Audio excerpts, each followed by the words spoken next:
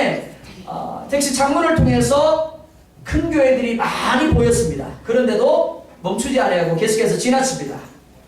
그리고 조금 더 가서 별로 크지 않은 교회 앞에 차를 세웠습니다. 이상해서 기사에게 물었습니다. 오는 길에 큰 교회들도 많이 보였는데 왜 멀리까지 와서 하필이면 이 조그만 교회 앞에 세워주십니까?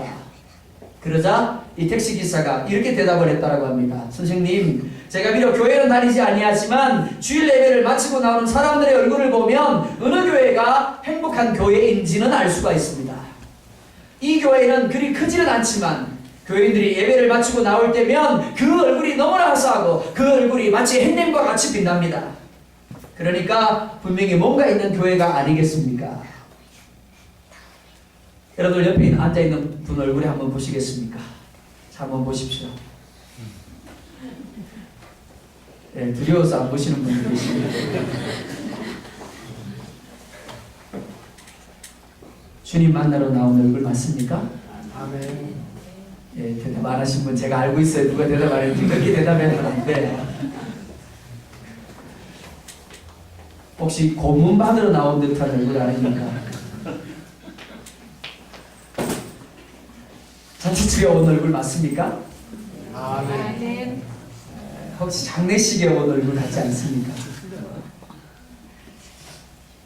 여기는 오늘 박사가 매우 크게 기뻐하고 기뻐하더라.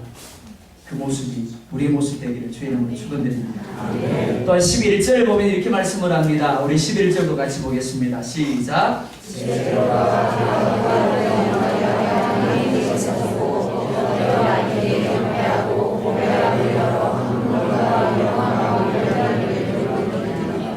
아멘.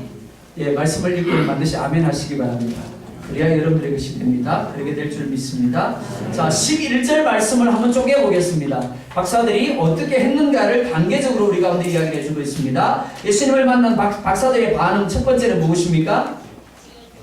아, 예, 역시 아버지가 누구예요? 맞습니다. 집으로 들어갔더라. 사실 당연한 말씀입니다. 당연한 말씀이지만 하나님의 말씀을 읽을 때 당연한 말씀을 받으시면 안 됩니다. 믿음의 도전으로 받으셔야 됩니다. 예수님을 만난 박사들의 반응은 첫째, 주님이 계신 집으로 주저하지 아니하고 들어갔다라는 겁니다. 그들은 주님이 계신 집으로 들어가기를 결코 주저할 이유가 없었습니다. 왜냐하면 주님과의 이 만남을 위해서 수천 킬로미터나 되는 거리를 시간을 들이고 물질을 들이고 수고를 아끼지 아니하고 찾아온 것이기 때문에 그렇습니다. 예배하면서도 주님이 계신 임재의 자리로 들어가지 못하는 사람만큼 불쌍한 사람이 없습니다.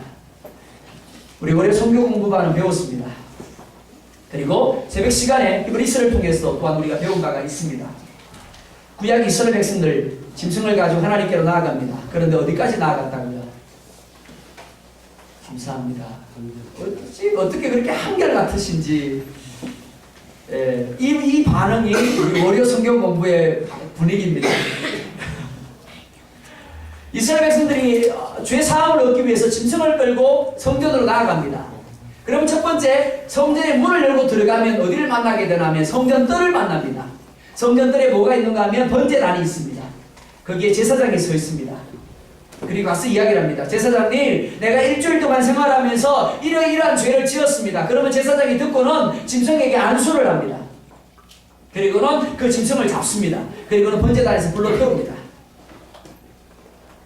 그 다음에 어떤 일이 일어날까요?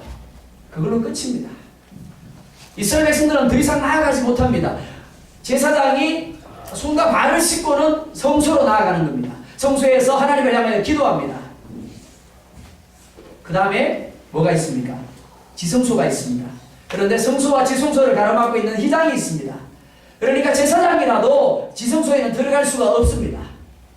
오직 대제사장만이 1년에 한 차례 지성소에 들어갑니다. 근데 문제가 무엇이고 하면 하나님이 임재하시는 장소는 지성소라는 겁니다. 이스라엘 백성들이 하나님을 만나기 위해서 성전으로 나가지만 실상 누구만을 만나고 나온다고요? 제사장만 만나고 돌아가는 거예요. 대제사장을 만나는 것도 아니에요. 제사장을 만나고 번제단 내에 머물러 있다가 떨려 머물러 있다가 그냥 집으로 돌아가는 겁니다. 구약 제사의 불완전함이 바로 이것입니다. 그런데 문제는 무엇이가 하면 오늘 예수님이 우리를 위하여 죽으심으로 말미암아 하나님이 임재하고 계시는 지성소로 나아가는 길을 열어놓았음에도 불구하고 예배하는 자리에 나와서도 여전히 하나님을 만나지 못하고 뜰에 머물러 있다가 돌아가는 사람들이 있더라라는 겁니다. 박사들처럼 기뻐하며 예수님이 계신 곳으로 나아가서 예수님 때문에 기뻐하고 예수님 때문에 즐거워하고 예수님의 임재를 누려야 되는데 아니요. 그냥 뜰에 있는 것처럼 제사장 만나고 저를 만나고 돌아가시는 분들, 옆에 있는 누구 군사님, 장로님 만나고 돌아가시는 분들이 너무 많더라라는 겁니다. 떠나기는 여러분들이 뜰에 머물렀다가 성소에 머물렀다가 돌아가는 사람이 아니라 하나님이 임재하신 지성소까지 나아가서 오늘 박사들처럼 예수님을 배웠고 예수님의 임재를 누리는 복된 존재가 되기를 주 이름으로 축원합니다. 둘째 무엇이라고 이야기합니다. 엎드려 악있게 경배하였더라라고 말합니다. 엎드리다라는 것을 원문에서 보면 높은 곳에서 낮은 곳으로 스스로 떨어지다라는 의미입니다. 그들은 악이 예수가 가진 권위를 인정하였습니다. 악의에 불과합니다. 달랐을까요? 아니요. 겉으로 보기에는 세상의 악의와 별반 다를 바가 없습니다. 그러나 별이 가르쳐준 대로 그들은 그가 유대인의 왕이고 만왕의 왕임을 인정했습니다. 그래서 어떻게 했는데요? 엎드렸다라는 겁니다. 스스로 자신들이 가진 권위의 자리에서 떨어져서 낮은 곳으로 내려왔다라는 겁니다. 하나님은 겸손한 자에게는 은혜를 베푸시나 교만한 자는 그 앞에서 내치신다라고 말씀을 합니다. 예배할 때 우리는 만물의 창조주와 통치자가 되시는 하나님 앞에 서게 됩니다. 그렇기 때문에 첫째도 둘째도 필요한 것이 무엇이가 하면 스스로 높은 곳에서 낮은 곳으로 떨어지는 것입니다. 철저하게 자기를 부인하며 낮아져서 하나님만을 높이는 것, 그것이 우리 가운데 요구되는 예배의 모습이라고 할 수 있는 겁니다. 지난주에도 제가 말씀드렸습니다. 찬양할 때 어떻게 찬양하라고요? 어떻게 찬양하라고요? 내 나이가 얼만데. 아니요. 하나님 앞에서는 다윗처럼 재롱 부리는 저와 여러분들 되기를 원합니다. 하나님의 권위를 내가 올바로 인정하게 된다면 내가 낮아지지 못할 이유가 없는 겁니다. 세 번째, 황금과 유향과 모략을 예물로 드렸습니다. 이는 박사들이 드릴 수 있는 최고의 예물이었다라고 할 수가 있습니다. 네 번째, 하나님의 음성에 순종하였습니다. 마태는 이들보다 더 가까이에서 메시아를 고대하고 기다리던 유대인들이 있었음을 우리 가운데 말해줍니다. 하지만 그들 중 누구도 예수님을 찾지 아니했고 예수님을 경배하지 아니하였고 예수님을 섬기지 아니하였다라고 말합니다. 그러면서 이방인들의 모습을 우리 가운데 보여줍니다. 또한 적극적으로 거스르고 대적하는 헤롯의 모습을 우리 가운데 보여주고 있습니다. 이것이 오늘 우리의 모습일 수 있습니다.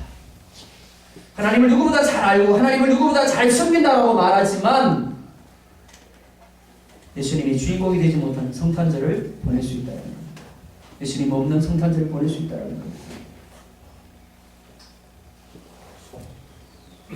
2014년에 성탄을 앞두고 있습니다. 어떤 모습으로 예수 그리스도의 나심을 맞이하시겠습니까?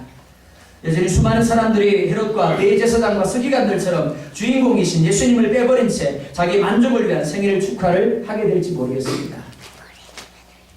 분명히 성탄절을 축하합니다. 크리스마스를 축하합니다. 그런데 그곳에서는 예수님이 없습니다.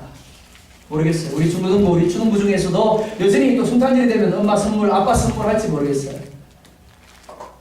여러분들이 예수님이 되는 겁니다. 그러면 네. 참 수많은 이단들이 생겨나는 것이 됩니다. 바라기는 믿음을 가진 저와 여러분들은 좀 달랐으면 좋겠습니다. 박사들처럼 예수님이 나신 것을 진정으로 기뻐하고 즐거워할 수 있기를 원합니다.